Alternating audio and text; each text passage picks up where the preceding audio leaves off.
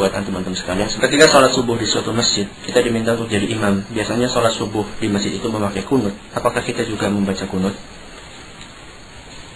Antum sekarang meyakini apa?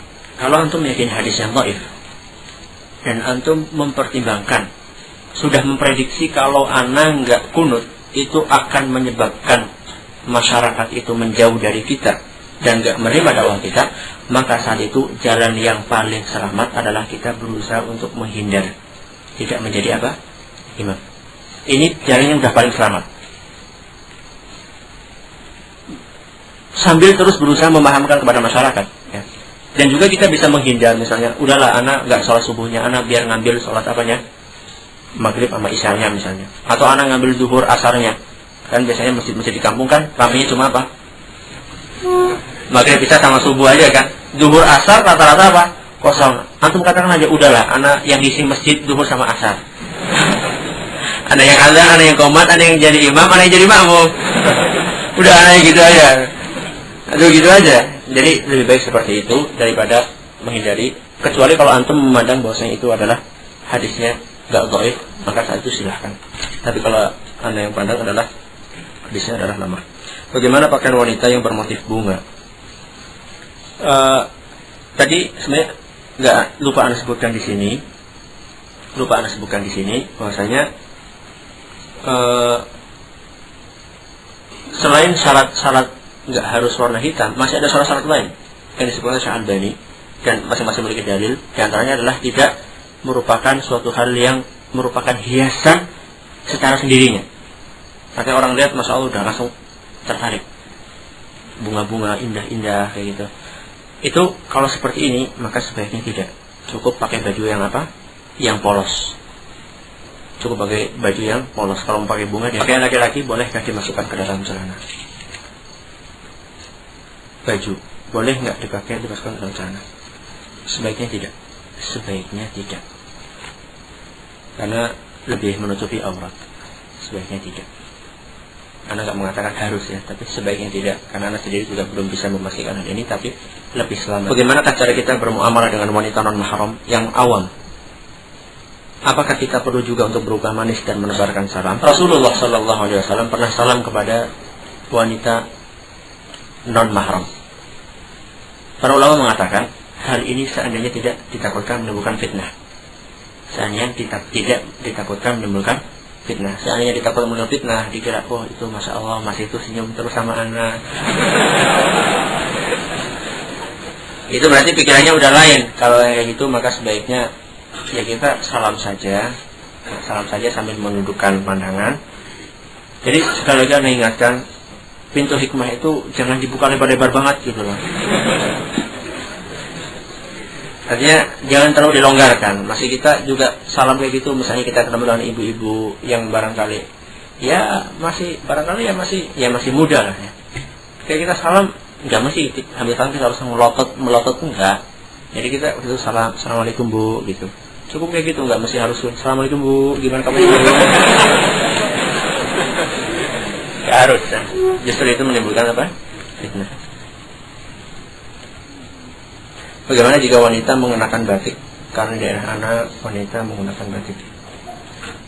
Kalau wanita Anda nggak tahu ya, batik itu juga bermacam-macam sih. Batik juga bermacam-macam. Ada yang coraknya apa? Norak.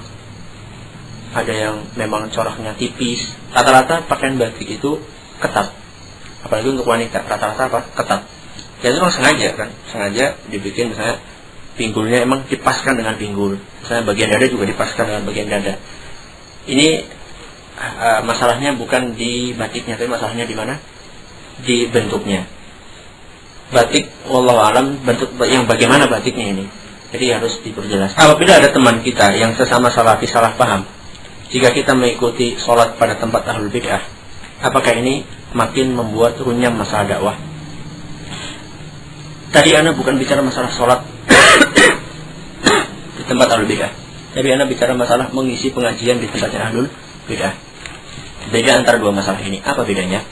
Bedanya, sholat di tempat ahlul bid'ah artinya kita menjadi makmum untuk imam ahlul bid'ahnya menjadi seorang imam. Ini ada perinciannya. Seandainya bid'ahnya ini sudah sampai derajat kekufuran, suka pergi ke dukun, kemudian suka istighosah bi ghairillah, yang seperti ini, maka saat itu kita nggak boleh sama sekali untuk sholat di belakang mereka. Seandainya bid'ahnya itu nggak sampai derajat syirik, seperti misalnya bid'ahnya zikir bareng-bareng sudah sholat, atau zikir bid'ahnya usolli, atau bid'ahnya Isra Mi'raj, selama tidak ada di situ ritual syirik, maka saat itu masih boleh kita sholat di belakangnya ahlul bid'ah. Seandainya tidak disyariatkan untuk dihajar. Kalau disyariatkan untuk dihajar, maka saat itu kita hajar. Ada perincian lain berkaitan dengan masalah pemerintah. Seandainya bagaimana? Seandainya yang imam itu adalah pemerintah dan dia adalah ahlul bid'ah, itu bagaimana? Itu antum bisa baca di dalam kitab Mauqif Ahlus Sunnah wal Jamaah karangan Syekh Ibrahim bin Amir Ar-Ruhaili. Kemudian kalau misalnya apakah tidak menyebabkan runyam di masalah dakwah, ya kita lihat, kita bisa nggak menjelaskan hal itu kepada teman kita. Alangkah baiknya ketika kita mengambil metode untuk taklif, ya, metode taklif itu metode pendekatan kepada ahlul bid'ah. Karena ada dua metode, mungkin antum sebagian sudah tahu, sebagian belum tahu. Anak jelaskan secara singkat aja. Ada dua metode taklif sama metode hajar. Metode taklif adalah pendekatan, metode hajar adalah kita menjauhi, nggak salam, nggak ini dan sebagainya. Dua metode ini sama-sama diperbolehkan di dalam agama Islam. Masing-masing memiliki dalil dari hadis Nabi Shallallahu Alaihi Wasallam. Hanya saja, masing-masing yang meniti dua metode ini sebaiknya jangan saling ribut di antara keduanya. Misalnya, ana ini si A, ahlul bid'ah. Ana B, insya Allah ahlus sunnah. C juga ahlus sunnah. C sama B beda pendapat. Si B yaitu anak kelihatannya pantasnya dihajar aja deh. Si C menganggap enggak, ini kayaknya lebih cocoknya di apa? Didekati. Kalau dua-duanya ini, ana dan teman ana C ini sama-sama memiliki tujuan untuk mendakwahi orang ini, enggak boleh ribut di antara B sama C. Dan enggak boleh saling menjelek-jelekan. Mengatakan itu C itu manhajnya pramuka, di sana sini, di sana senang, di sini senang. Manhajnya bijaksana, bijak sini. Enggak boleh. Kebalikannya juga, yang yang mentakrif ini jangan sampai mengatakan, oh itu si B ini sukanya menghajar, dia ini orangnya nggak mau salam, dia tuh bukan ahlus sunnah. Nggak boleh. Jadi kita nggak boleh sama-sama saling seperti, maka berusaha untuk mensinkronkan di antara dua orang tersebut. Oke, sampai jam 9 ya? Ya, benar. Hah? Oh, dia besar nggak habis-habis nih. Bagaimana kalau kita disuruh imam, sedangkan di masjid tersebut biasa tarawih dikerjakan 23 rakaat. Sampai saat ini wallahu alam, ana memandang bahwasanya boleh, meskipun yang lebih afdal adalah 11 rakaat. Dan susah untuk mengatakan bahwasanya yang di atas 11 rakaat itu bid'ah. Susah dan berat, karena memiliki dalil yang kuat, dan para ulama pun berpendapat seperti itu sebagian. Jadi ini masih dalam taraf perselisihan yang masih bisa ditolerir. Maka ketika salah seorang ulama mengatakan itu bid'ah, itu dikritik oleh ulama yang lain bahwasanya itu nggak benar, karena memiliki dalil yang kuat. Yang dikatakan bid'ah adalah misalnya suatu ibadah yang dilandasi kepada hadis yang dhaif atau hadis yang palsu, itu baru dikatakan bid'ah. Kalau ini hadisnya sama-sama sahih, cuman beda dalam sudut pandang pemahaman, maka ini tidak bisa dikatakan apa? Bid'ah. Kita mendahulukan mana jika masuk ke masjid ada taklim dan juga tahiyatul masjid? Mendahulukan tahiyatul masjid dulu. Kemudian ikut taklim. Karena nggak ada ta'arud, nggak ada pertentangan di antara dua amalan ini, sama-sama amalan yang mulia. Dan Nabi SAW mengatakan bahwasanya idza dakhala ahadukum al-masjid fala yajlis hatta yusalli rak'ataini. Innallaha khalaqa Adam 'ala suratihi. Dhamirnya kembali ke Adam atau ke Allah. Wallahu a'lam. Khilaf di antara para ulama, anak belum mempelajari. Ustaz, kalau kita diundang dalam acara yang ada tahlilannya dan kita hadir tapi di luar tempat acara hanya bantu-bantu bawa konsumsi, apakah itu termasuk tolong menolong dalam keburukan atau wala terhadap mereka? Insya Allah itu termasuk ke dalam tolong menolong di dalam dosa. Ya. Karena kita sama saja ikut mensukseskan acara tersebut, meskipun antum di luar. Tapi kan antum bikin mereka jadi enak karena ada minuman, ada makanan. Jadi antum bantu mereka untuk lebih semangat untuk membaca tahlilan. Makanya sebaiknya kalau orang seperti itu, jadi kita tuh kalau memang belum saatnya untuk mengatakan bahwa tahlilan itu bid'ah kepada masyarakat, kita lebih baik menghindar. Lebih baik menghindar dengan mengatakan, oh afan, anak lagi nggak enak badan. Saya panu kan nggak enak badan juga. Kan nggak bohong kan? Nggak enak badan tuh nggak mesti harus batuk-batuk harus ini. Oh maaf, anak ada janji, misalnya janji apa? Janji bantu ibu nyapu rumah. Bisa kan? Artinya kita masih bisa menghindar gitu loh. Jadi kalau misalnya kita belum saatnya untuk apa? Untuk mengatakan bahwa itu bid'ah, maka lebih baik kita menghindar saja. Tapi sambil kita berusaha kapan ada kesempatan menyampaikan kepada masyarakat dengan cara-cara. Bagaimana? Salah satu syarat boleh memenuhi undangan untuk mengisi di masjid ahlul bid'ah adalah mempertimbangkan mudarat dan maslahat. Pertanyaannya, bagaimana cara mengetahui mudarat dan maslahat yang terjadi sementara maslahat dan mudarat itu terjadi setelah kita mengisi undangan tersebut? Kita itu cukup memprediksikan, tidak harus 100% yakin bahwasanya ini akan mengakibatkan seperti ini. Cukup dengan prediksi. Prediksi itu bisa. Misalnya di suatu masjid, kalau misalnya kita ngisi di situ, masjid Ahlul Bidah misalnya, itu akan menyebabkan menurut pandangan kita nih, karena misalnya kita udah jadi ustadz besar, kemudian kita diundang ke situ dan masyarakat itu sangat sangat memandang kita. Dan kalau misalnya sampai kita ngisi di tempat itu, masyarakat akan memandang, oh berarti masjid itu adalah masjid ahlu sunnah. Ini motornya besar. Itu pertimbangan, pakai prediksi. Tidak harus yakin bahwa seperti itu. Maka saat itu kita tinggalkan. Tidak kita penuhi undangan tersebut. Kecuali seandainya ada masalah lain yang lebih besar. Bagaimana jika pertimbangan kita salah? Kalau misalnya kita sudah mempertimbangkan dengan sebaik-baiknya, sudah beristihad, maka insya Allah tidak berdosa.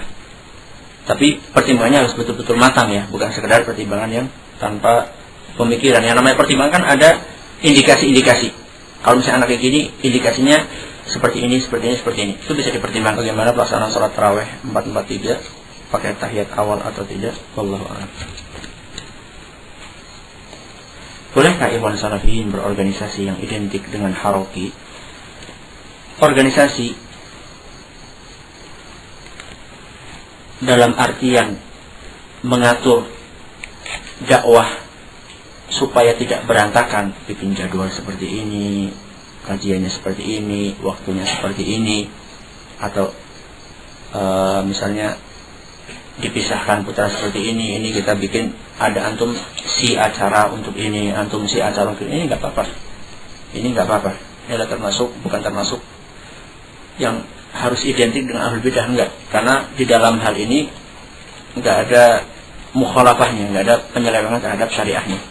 Yang nggak boleh adalah ketika seseorang itu, salah satunya yang nggak boleh adalah ketika seseorang itu membangun cinta dan benci di atas organisasi. Kalau ente bukan organisasi anak, berarti ente bukan bagian dari anak. Kalau ente bukan partai anak, maka ente bukan bagian dari anak.